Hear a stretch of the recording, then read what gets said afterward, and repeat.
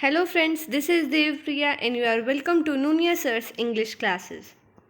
Today we'll continue with our chapter Physical Features of India. It is second chapter of Geography book of grade 9 and it is part 4 of this chapter. In our previous videos we studied about two major physiographic division of India. First one was Himalayan mountains and south to them second was northern plain. In this video we'll study Peninsular Plateau. It is in south. So let's start. So first, what is Peninsular Plateau?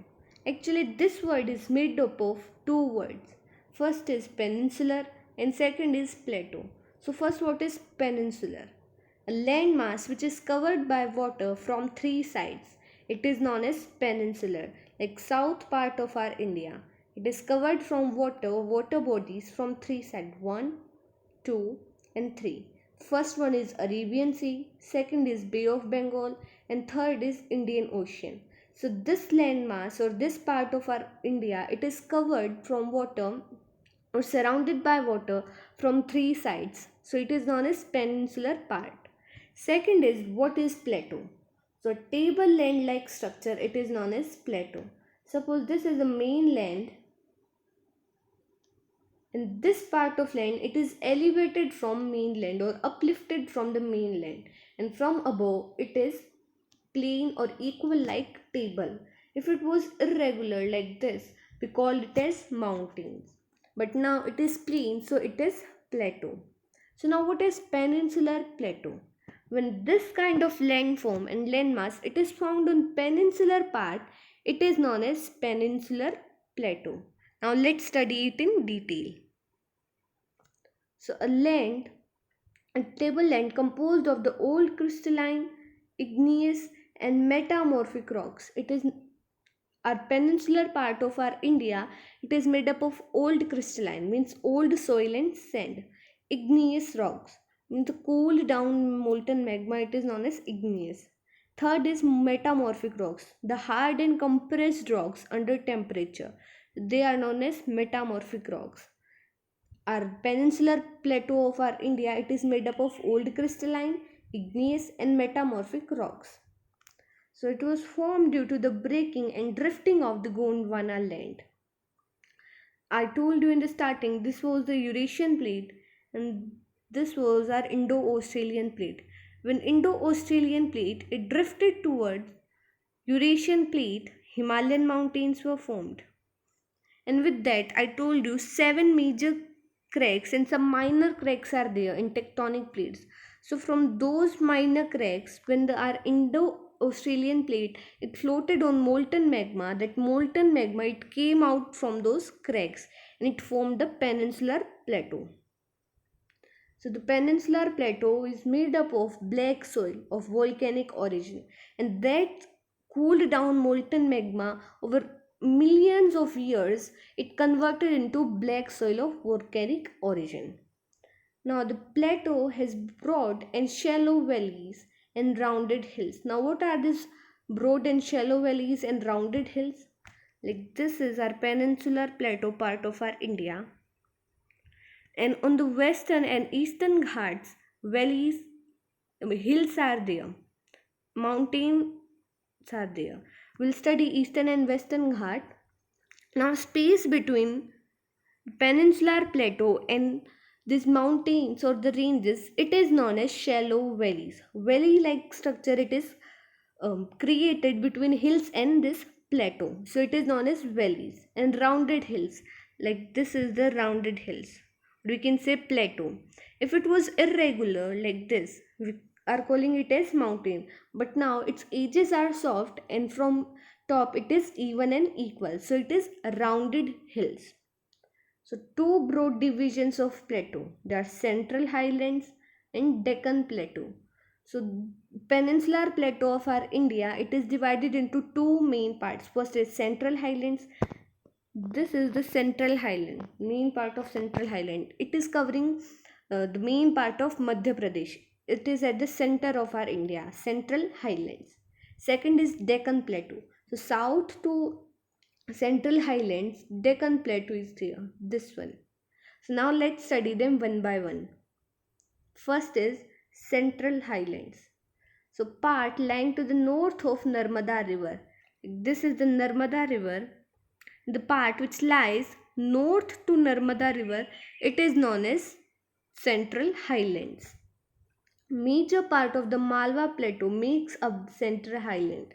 Over here, big Malwa Plateau is there. So major part of Malwa Plateau, it makes up Central Highlands. Covered by Vidhyans at north, Satpura at south, and Aravali on the northwest. Now, at the northwest border of Central Highland, it is made by Aravali mountains. North border, it is made up by Vindhyans. In the map we can see. And south border, it is made by Satpura range. So rivers such as Chambal, the Sindh, the Betwa, and the Ken flow from its southwest to southeast, indicating the slope. Now, the Central Highland, it is more uplifted or elevated in west, and it slopes gently towards east like this. It is more uplifted in west. So a slope is there in east side. All the rivers, they will flow from southwest to southeast like this. All those rivers, they will flow, and they are tributaries of Ganga and Yamuna river. So the Central Highlands is wider in the west and narrower in the east, known as Bundelkhand and Baghelkhand. Now, the Central Highland, it is wider in the west and it is narrower in east like this. And there are Bundelkhand and Baghelkhand are there. So Chota Nagpur marks the further eastward extension. Now, east border of our Central Highland, it is marked by Chota Nagpur Plateau. This one in the map we can see. So this is whole Central Highlands. Next is Deccan Plateau. So triangular lying south of the Narmada River. Like this is Narmada River, and Deccan Plateau is lies south to Narmada River. This part in the map we can see. So its borders are Satpura ranges. It forms its northern borders.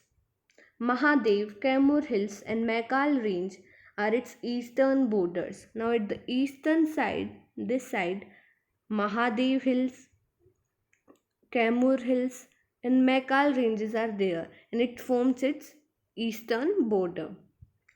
Tilted toward east, we have studied it like Deccan Plateau is higher in the west and slopes gently towards eastward. It is higher in the west and it slopes gently toward east like this. An extension of this plateau is also found in the northeast. And these kinds of plateaus, Deccan plateaus, they are also found in northeast part like this. Over here. First is the Meghalaya Plateau. This is the Meghalaya Plateau. So its main or the prominent hills are Garo, Khasi, and Jaintia hills. These three are its prominent hills. Second is Karbi Anglong Plateau, and north in Chachar hills. So western Ghats and eastern Ghats mark the western and eastern edges respectively. Now suppose this is Indian map. At the western borders, western Ghats are there, and at eastern side of our India, eastern Ghats are there. Now let's study them one by one. So western and eastern Ghats. Both western and eastern Ghats lie west and east of Deccan Plateau respectively. Now at the west side, western Ghat is there, and at the east side, eastern Ghat is there. Both the Ghats have some distinctive features and differentiating points. Let us discuss them. Now you might be thinking, what is Ghats?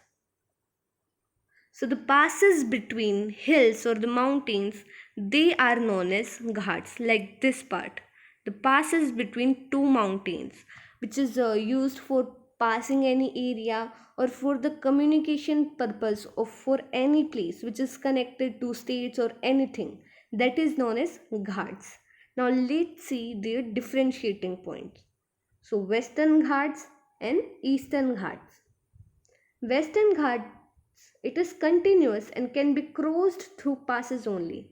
Like these are the mountain ranges of Western Ghat. They are continuous and they can be crossed through passes only. Like these are the passes and they can be crossed through passes only.